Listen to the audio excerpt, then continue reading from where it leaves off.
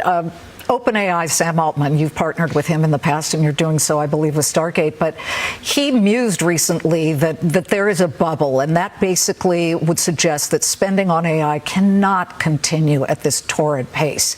Do you see a bubble? Are you with him on that? I see a very different picture. In fact, OpenAI is doing incredibly well. They just had their first billion-dollar month. This is a company that was in generating revenues not so long ago, just about 18 months ago. And so it's extraordinary growth.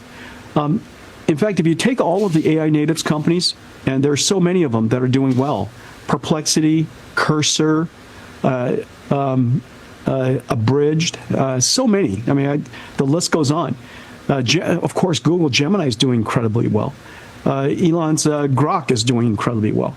And so there are so many different companies that are doing great in AI. This year, we estimate about $20 billion of AI native AI revenues from $2 billion last year, a tenfold increase in 1 year. And don't forget, AI has only been generating revenues for about 2 years. So in only 2 years' time, it's now $20 billion.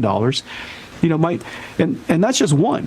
We see AI in enterprise as a result of open source models. We see AI in science with digital biology. We see AI in robotics and industrial manufacturing. Yeah. There's so many new factories are being built all around the world. So we're seeing AI everywhere.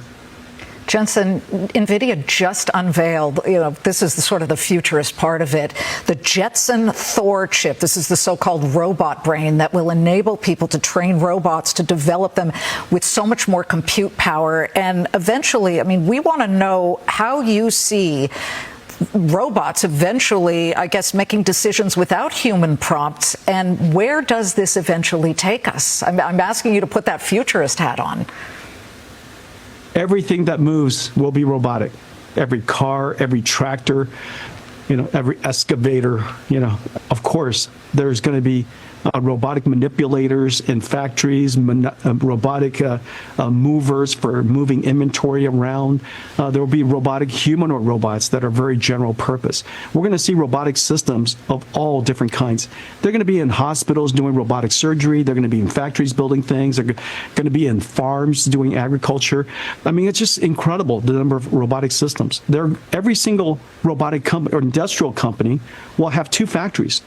There's the factory that builds the machines, and then there will be a factory that does the AI, that processes the AI factory, to create the brain that runs in the robot.